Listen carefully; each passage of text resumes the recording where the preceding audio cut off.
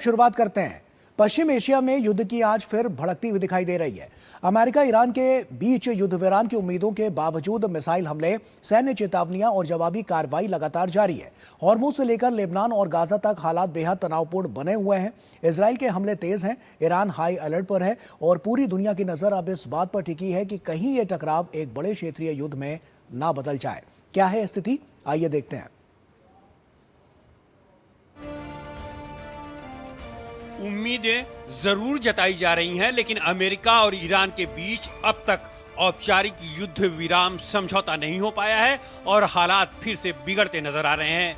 पिछले 48 घंटों में तनाव तब और बढ़ गया जब ईरान ने अमेरिका पर युद्ध विराम तोड़ने का आरोप लगाया। दरअसल सोमवार को अमेरिका ने होर्मुज में बारूदी सुरंगें बिछाने का आरोप लगाते हुए दक्षिणी ईरान में मिसाइल ठिकानों और कुछ नौकाओं पर हमला कर दिया। इसके जवाब में ईरान ने अमेरिकी ड्रोन और विमानों को निशाना बनाने का दावा किया। ईरानी रिवोल्यूशनरी गार्ड के एक सीनियर अधिकारी ने कहा है कि अमेरिका के साथ फिर से युद्ध होने की संभावना फिलहाल कम है, लेकिन ईरान किसी भी हमले का जवाब देने के लिए पूरी तरह तैयार है। IRGC नौसेना के उप राजनीतिक प्रमुख मोहम्मद अकबर जादे ने चेतावनी देते हुए कहा कि ईरान को कमजोर समझने की गलती न की जाए। चाबहार से महाशहर तक का इलाका हमलावरों की कब्रगाह बन जाएगा। मीडिया रिपोर्ट्स में दावा किया जा रहा है कि ईरान अमेरिका के साथ संभावित नए युद्ध की तैयारी कर रहा है। रिपोर्ट के मुताबिक ईरानी अधिकारी 3 मोर्चों पर काम कर रहे हैं: सैन्य तैयारी, घरेलू समर्थन और कूटनीतिक। हालांकि बातचीत का रास्ता खुला रखा गया है, लेकिन सेना और IRGC हाई अलर्ट पर हैं।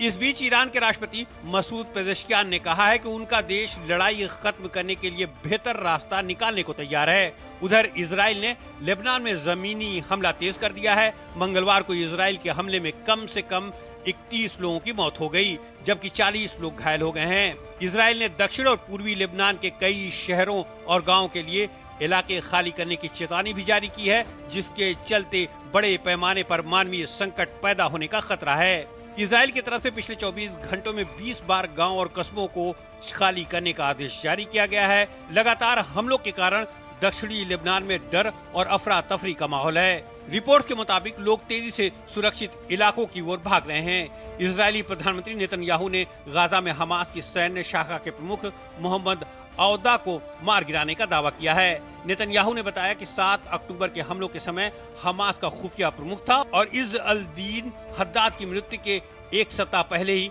हमास के सैन्य विंग का प्रमुख नियुक्त किया गया था। उधर यूरोपीय संघ किसानों को राहत देने के लिए नया फर्टिलाइजर एक्शन प्लान तैयार कर रहा है। इसमें खाद का स्टॉक जमा करना, किसानों को आर्थिक मदद देना और दूसरे देशों से ज्यादा खाद मंगाना शामिल है। रिपोर्ट्स के मुताबिक होर्मुज स्ट्रेट से दुनिया की बड़ी मात्रा में खाद और ईंधन की सप्लाई होती है। संकट बढ़ने से खाद और गैस के दाम तेजी से बढ़ गए हैं। यूरोप में खाद की कीमतें पिछले साल के मुकाबले काफी बढ़ चुकी हैं। और आइए इसी पर चर्चा करते हैं। रिटायर्ड मेजर जनरल ध्रुव सी कटोच हमारे साथ जुड़ रहे हैं, डायरेक्टर इंडिया फाउंडेशन। बहुत स्वागत आपका ध्रुव जी। और उसी के साथ सबसे पहला सवाल यही है कि मौजूदा स्थिति क्या कहती है, क्योंकि अभी जो ड्राफ्ट तैयार किया गया है जो डील का अमेरिका के साथ, लेकिन अभी भी उसमें पेच तमाम फंसे हुए नजर आते हैं। आपको क्या लगता है कि भविष्य की राह कैसी होने वाली है? क्या इसी तरह से संघर्ष अभी रहेगा या आगे कुछ इसमें बदलाव भी देखने को मिल सकता है? ध्रुव जी। धन्यवाद गौरव जी।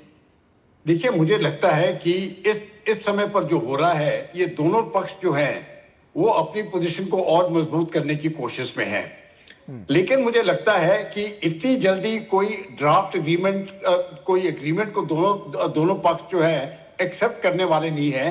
लेकिन अल्टीमेटली कोई ना कोई इसमें नतीजा हल निकल आएगा। लेकिन अगर हम समझते हैं कि 1 दिन में या 2 दिन में हो जाए, ये मुझे लगता है इससे हो सकता है ज्यादा समय लगे और हो सकता है 1 हफ्ते तक ये चलता रहे। लेकिन इस समय पर अमेरिका भी चाहता है कि कोई ना कोई समझौता हो जाए और ईरान भी चाहता है कि कोई ना कोई समझौता हो जाए। बस सिर्फ ये है कि समझौता इस प्रकार के होना चाहिए कि दोनों पक्ष अपने अपने पब्लिक को ये बता सके कि जीत उनकी है। गौरव।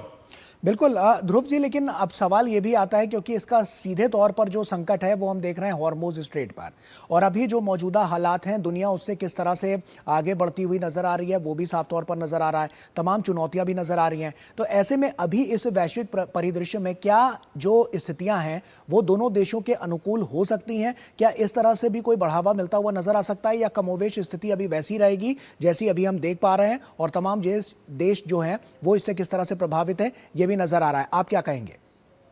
देखिए, मुझे लगता है कि जिस प्रकार से हम सब चाहते हैं कि एक सीज फायर हो जाए और दोनों पक्ष एक तरफ से फिर से मिलजुल के रहें, ये इतनी आसानी से होने वाला नहीं है। लेकिन मुझे लगता है कि सीज फायर बढ़ सकता है, और हो सकता है कि बेशक बातें चलती रही न्यूक्लियर इशू में या बाकी इशू में, लेकिन स्ट्रेट ऑफ हॉर्मुज खुल जाएगा।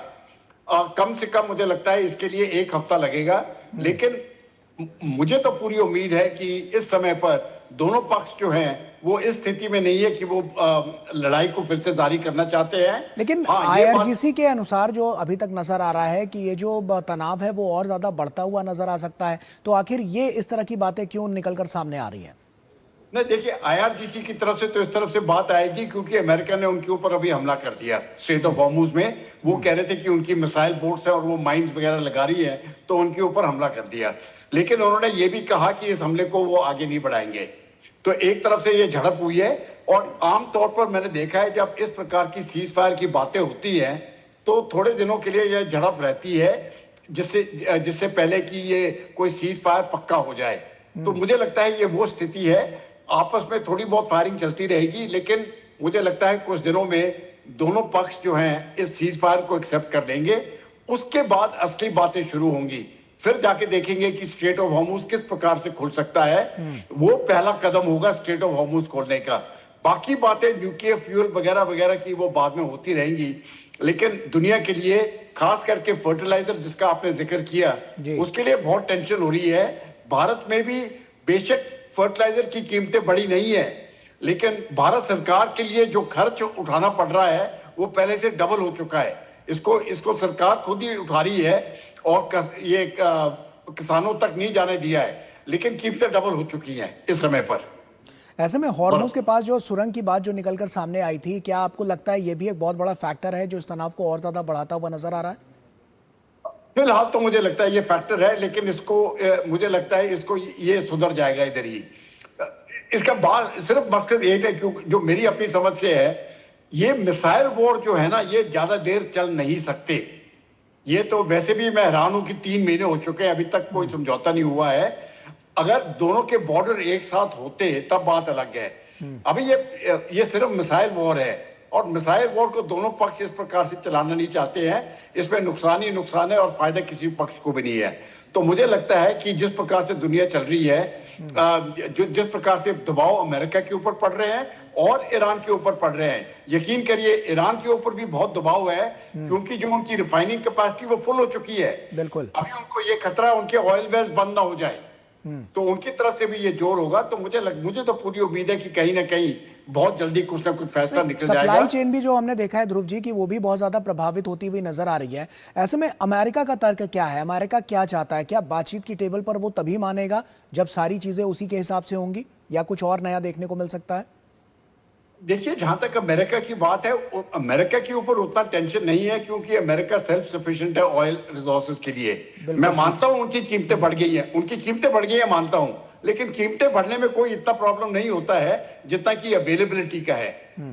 जैसे बाकी विश्व में अवेलेबिलिटी का भी प्रॉब्लम अभी हो जाएगा। ये ज्यादा देर इधर चलेगा। फिलहाल प्राइसेस की बात हो रही है, फिर अवेलेबिलिटी की बात होगी, फिर राशनिंग वगैरह शुरू हो जाएगी, और कई प्रॉब्लम आ जाएंगे। तो क्या जो स्ट्रेटेजी है, एक सवाल बहुत जहन में आता है कि क्या ये जो अमेरिका की स्ट्रेटेजी है वो यही है कि इतना ज्यादा परेशान कर दो कि ईरान सारी शर्तों को मानने के लिए खुद ब खुद तैयार हो जाए? अमेरिका की ये, बिल्कुल आपने सही कहा, अमेरिका की ये स्ट्रेटेजी है कि इतना तब परेशान कर दो कि वो मान जाए। लेकिन ईरान ने बहुत मजबूती दिखाई है, यहाँ पर बहुत मार खाई है ईरान ने, बहुत नुकसान उठाया है, लेकिन अभी तक उन्होंने हिम्मत नहीं तोड़ी है। तो मुझे लगता है कि अमेरिका को भी ये चीज उनके ज्ञान में आ गया है कि ईरान इस प्रकार से छोड़ने वाला नहीं है, उसको भी कुछ चाहिए होगा फेस सेवर। तो अमेरिका को कुछ ना कुछ देना ही पड़ेगा, और उस प्रकार का जो फेस सेविंग है, और तब जाके मुझे लगता है ये डायलॉग पूरा हो सकता है। बिल्कुल। ध्रुव जी, बातचीत की टेबल जो है वो लगातार हम देख रहे हैं कि तैयारियों की तो एक अलग चरम पर नजर आती है, लेकिन जो ईरान की अभी तक की जो स्थितियां रही है, ईरान जो बातें अपनी रखता आया है, अमेरिका उससे कहीं ना कहीं किनारा करता हुआ नजर आया है। तो अभी जो मौजूदा हालात हैं, क्या इससे आपको लगता है कि युद्ध जो है वो एक नए मुहाने पे जाता हुआ नजर आएगा, या शांति के पक्ष में भी जाता हुआ नजर आ सकता है, जैसा कि लगातार जो अटकलें लगाई जा रही थी? नहीं, मुझे नहीं लगता है कि ये युद्ध मिसाइल्स की जिस प्रकार से आगे पीछे मिसाइल चल रही थी, ये ज्यादा बढ़ने वाली नहीं है। तो टेंशन हमेशा टेंशन जरूर रहेगा, वो खत्म नहीं होने वाला है। लेकिन ये शूटिंग वॉर जो है, ये मैं समझता हूँ ये सीज फायर होल्ड करेगा। लेकिन इसका मतलब नहीं है कि समझौता हुआ है। सीज फायर होल्ड कर रहा है, लेकिन हॉर्मुज तो खुला नहीं है। बिल्कुल। प्रॉब्लम सिर्फ एक चीज की है, ये स्टेट ऑफ हॉर्मुज खोलने की बात है। बाकी चीजें बाद में भी बातों से हल हो सकती है। तो मुझे लगता है कि जैसे भारत का जो प्रॉब्लम है और बाकी विश्व का जो प्रॉब्लम है, वो है कि स्टेट ऑफ हॉर्मुज को खोलना, उसको किस प्रकार से कर दिया जाए, ये मेरे ख्याल से इमीडिएट प्रायोरिटी है। और मुझे तो उम्मीद है कि हो सकता है अगले 5 या 10 दिन के अंदर ये हो सकता है। चलिए, बिल्कुल इस पर नजर हमारी लगातार बनी रहेगी।